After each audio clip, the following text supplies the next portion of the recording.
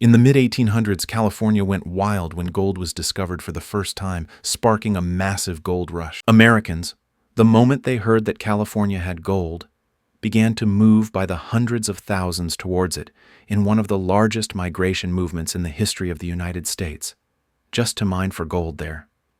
The obsession with gold had taken control of the minds of people who had hope in achieving quick riches. Of course, a very small number of people are the ones who actually succeeded in finding this.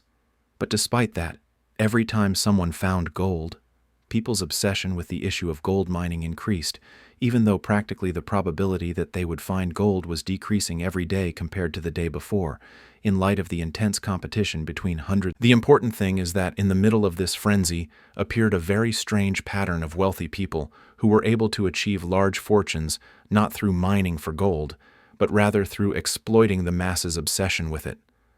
All these people did was that instead of mining for gold, they started selling to the people who were searching for it the tools that helped them in mining for it, like shovels and pickaxes.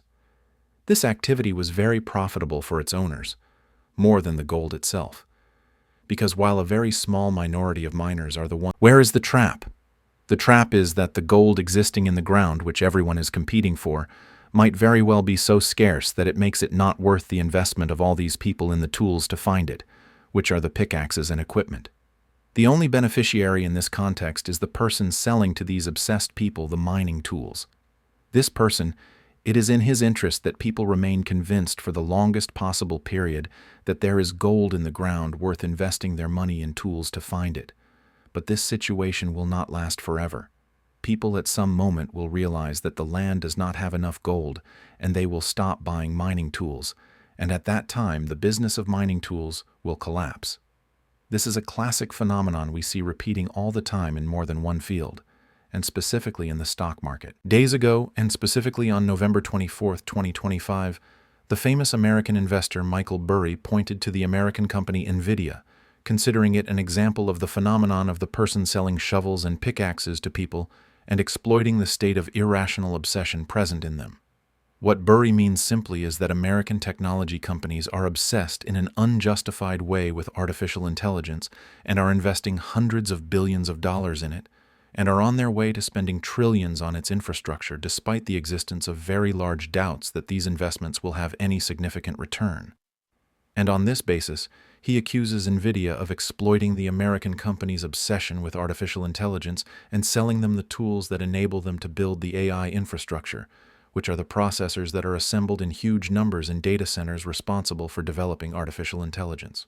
Nvidia is indeed the biggest beneficiary of the current AI revolution.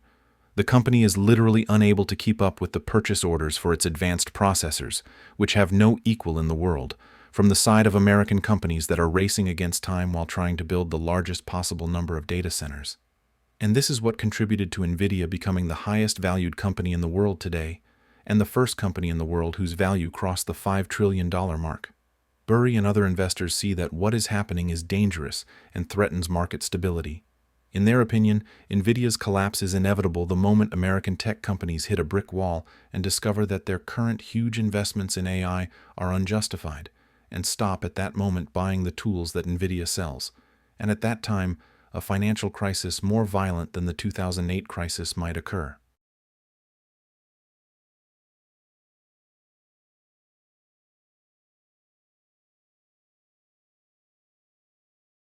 To what extent is this pessimistic scenario likely, and why did Michael Burry's words cause a commotion in the American market?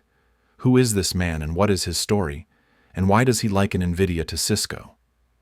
This is part of what we will chat about together in today's episode. In May 2005, the young American investor Michael Burry, who was about 33 years old at the time, made a deal that was the first of its kind in the American market at the time.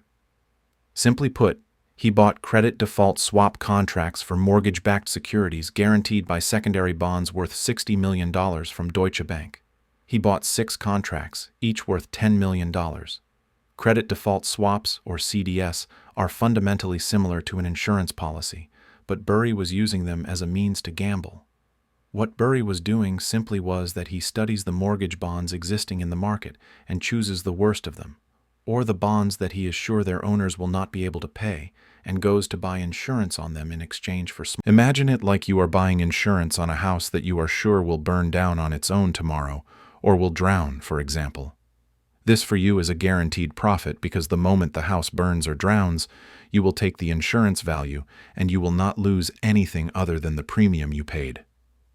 This is what Burry was actually doing, with the existence of a simple difference. You in insurance cannot insure something you do not own, but at that time, credit default swaps for mortgage bonds, which allow their holder to insure himself against the risks of default, did not require that the one buying them be the owner of the bond. The matter is like you going to buy insurance on your neighbor's car. In short, this is what Burry was simply doing starting from 2005. His job consisted of sitting and studying the market and searching for the worst mortgage bonds expected to default and going to buy credit default swaps on them, and sitting waiting for the disaster to happen and the bond to collapse to take the full value of the swap contract. For example, Burry studied a specific mortgage bond existing in the market with a face value of $100 million and feels that this bond is bad and a default will occur. In this case, he goes to buy insurance on it, or a credit default swap contract on it, paying for it annually, let's say $100,000. The bond he is insuring, as long as it is holding itself together and no... The important thing is, Burry remained dedicating his time from 2005 to searching for the worst bonds in the market, to bet against them, and used in this endeavor his money and the money of investors with him in the hedge fund he manages. The investors with Burry in the fund, when they discovered he was using $1 billion of the fund's money in credit default swaps for mortgage bonds, got scared and worried because firstly they never heard of this tool, and secondly they see their fund manager defying the world literally and betting against the whole market. Burry tried to reassure the investors, but some of them got scared and took their money and left the fund, and the rest trusted Burry and continued with him and followed his advice and waited until the world started to fall apart in 2007 and the mortgage bond. At the same time that terror was controlling the market, joy could not contain Burry and those with him because he was betting on the ruin of the market and the collapse of the mortgage bonds he bought insurance on. In the end, Burry won $100 million from this bet and earned the investors who stayed with him $725 million.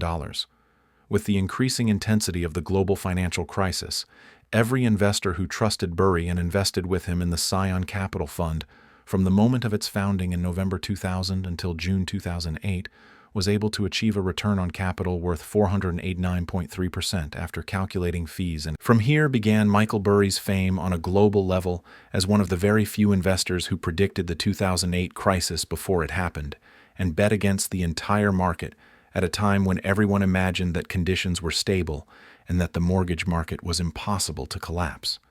From this moment, all participants in the American market began to pay very close attention to any statement issued by Burry and treat it with extreme seriousness, considering that the man who predicted the 2008 crisis before almost everyone might understand something we do not understand. And this applies to Burry's recent statements against Nvidia. In the last 3 years, the value of Nvidia has doubled more than 10 times thanks to the AI frenzy that began in November 2022 with the appearance of the famous chat robot ChatGPT from the company OpenAI. Before the launch of ChatGPT by one day, and specifically on November 29, 2022, the market value of Nvidia was approaching $385 billion. While we are filming now, the company's value has reached $4.3 trillion, meaning its value increased by approximately $4 trillion in 3 years. The company's value increased from $4 trillion to $5 trillion in 3 months. This is something that has no equal in the market, a phenomenon the world is seeing for the first time.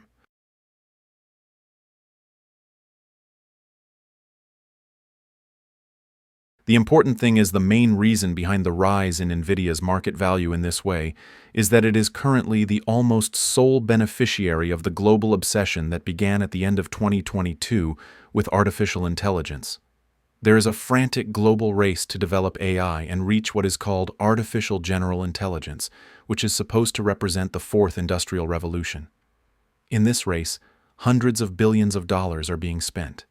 In 2024, capital expenditure on AI was approaching $2. Nvidia literally cannot keep up with the processor orders arriving to it, whether from American companies or other global companies, and it has a very long waiting list.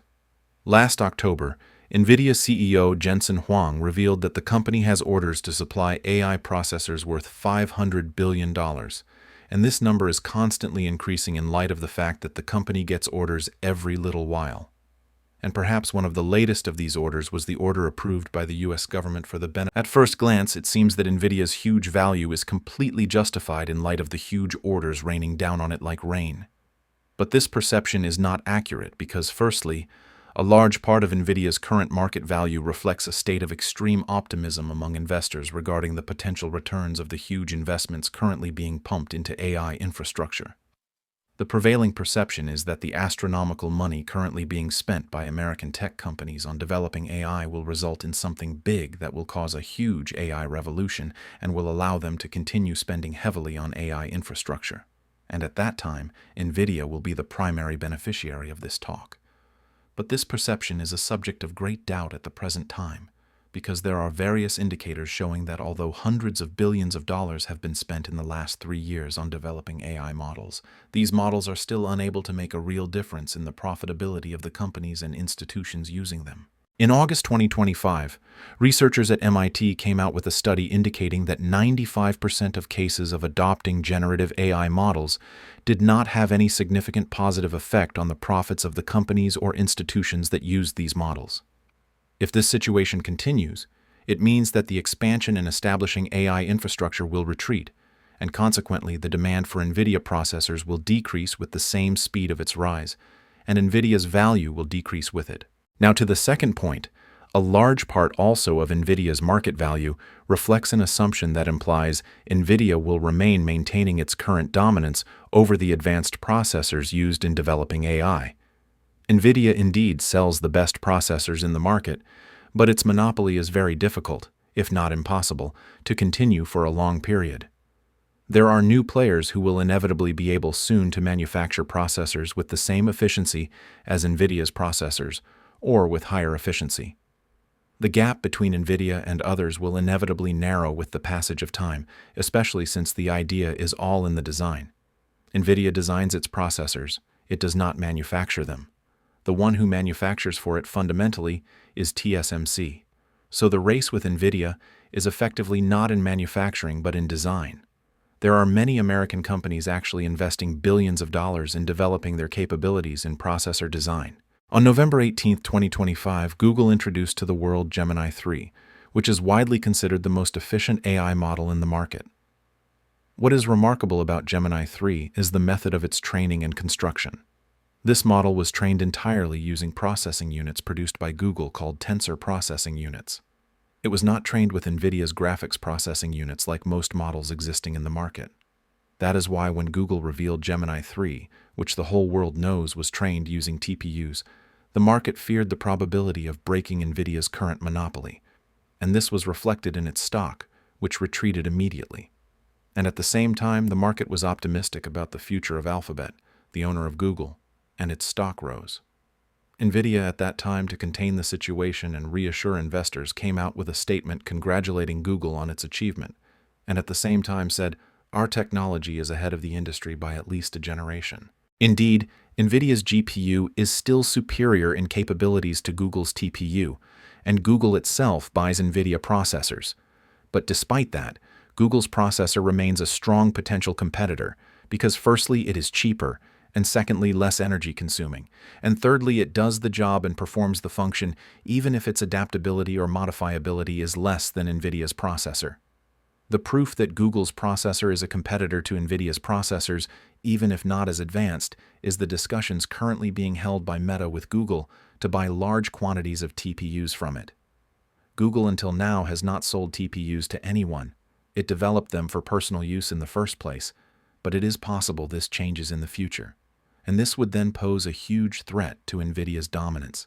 However, the biggest threat remains the continuation of the current predicament represented by companies pouring very huge investments and achieving very modest revenues from behind these investments. Similar to the gold rush in California in the 19th century, there is currently a fever in America called the data center fever. Most participants in the market today are investing in data centers, considering them the basic infrastructure required for AI.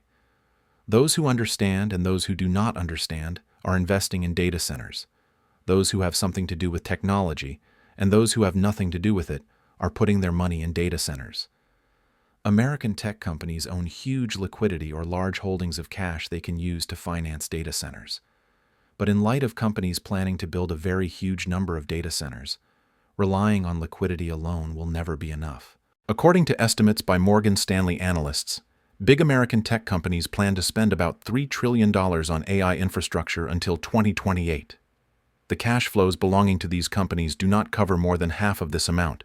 That is why American tech companies started resorting to borrowing recently. But what is remarkable is the indirect borrowing method that involves many parties. For example, Meta wants to build its largest data center in the world in Louisiana, but at the same time it does not want to pay cash from its pocket, nor does it even want to borrow or take a loan, because this loan will appear on its balance sheet on the liabilities side and will weaken its creditworthiness. Do you know what Mark Zuckerberg did? Simply, he went and agreed with an American investment firm called Blue Owl Capital that they make together a special purpose vehicle, or a company with a special purpose, through which they build this huge data center. The company they created went and borrowed $27 billion. This money they borrowed against the guarantee of a lease contract with Meta. Simply, this company said to the lenders, "Guys, we have a lease contract from Meta. We will pay you back, God willing, the money we borrowed from you from it." In this way, Meta borrowed $27 billion, but without this amount appearing on its balance sheet. A clever move, of course, but it is like the even cleverer moves that were being done in the American mortgage market before 2008, and this is very dangerous if the AI bubble bursts as expected. Meta will stop using the center or will reduce its usage significantly, meaning it is possible the 4-year lease contract will not complete or will not be renewed. This will be a predicament firstly for Meta's partner in the project, the company Blue Owl, which will be unable to pay the installments and interest of the bonds, and a predicament for the people who lent it the $27 billion. The ideal scenario in this case is that Meta be able to pay at that time from its budget. The worst scenario is that it has taken a very strong hit from the explosion of the AI bubble, causing it large losses, making it unable to pay. And the bigger problem now, which is expected to make the explosion of the AI bubble cause a worse crisis than the 2008 crisis, is that American tech companies working in the field of AI are locked in a tight embrace, meaning that they keep intertwining with each other in a way that the collapse of one company among them could cause the collapse of the rest. In last September, Nvidia decided to invest $100 billion in OpenAI. The agreement between the two parties was that OpenAI buys processors from Nvidia, meaning it was as if Nvidia is giving OpenAI money to buy its goods from it. The important thing is, OpenAI goes and makes a contract with Oracle worth $300 billion to supply it with the computing power it needs. Oracle agrees with OpenAI and goes to buy from Nvidia, which is already invested in OpenAI. What is happening here is called circular funding. The money keeps spinning in a closed circle between the same companies. It leaves Nvidia and returns to Nvidia once again, and the funny thing is that this money is mostly borrowed in the first place. This whole game is based on one assumption. If proven wrong, the world will be ruined. This assumption is that OpenAI will be able to achieve huge profits in the future. If this does not happen, then we are doomed. This circular funding movement was among the reasons that made Michael Burry, whose story I told you at the beginning of the episode, not only attack Nvidia constantly, but also bet with his money on the collapse of its stock price. In a blog post he published on November 24th, Burry attacked Nvidia and pointed out that it is similar to the networking hardware and telecommunications equipment company Cisco, whose stock price collapsed with the explosion of the internet bubble in the year 2000. On March 27th of the year 2000, Cisco's value exceeded the value of Microsoft and reached more than $555 billion to become the most expensive company in the world.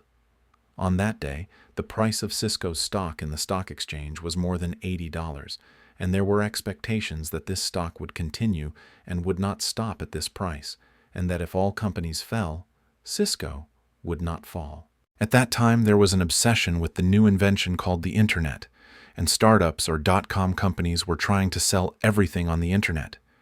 And at that time also, almost the whole world believed a lie or an inaccurate claim promoted by the fiber optics company WorldCom, implying that traffic on the internet doubles every 100 days, meaning people's usage of the internet doubles every 3 months approximately.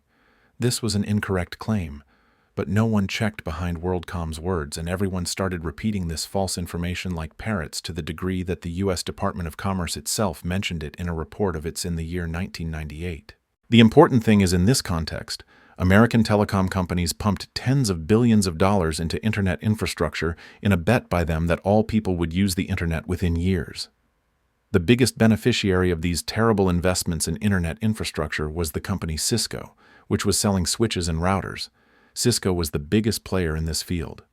When it became clear that internet usage was not growing at the imagined speed, and that the internet infrastructure that was built in the form of fiber optics and others was much bigger than the actual need, the bubble burst, and Cisco's stock price collapsed. The fate of Nvidia's stock, from Burry's point of view, will not differ from the fate of Cisco's stock. Once the current AI bubble bursts, Nvidia will undoubtedly be among the most damaged because the demand at that time for its processors will collapse. But it is not Nvidia that will fall alone, and this is the danger. Nvidia will likely take down with it in its embrace the rest of the Magnificent Seven, which are Meta, Alphabet, Amazon, Microsoft, Apple, and Tesla. 7 companies that alone make up more than a third of the S&P 500 index. This point takes me to the episode's question. In your opinion, could the United States getting involved in a violent financial crisis allow China to surpass it economically and militarily? I will follow your answers in the comments. In the end, I hope if you liked the episode, subscribe to the channel and wait for us in new episodes.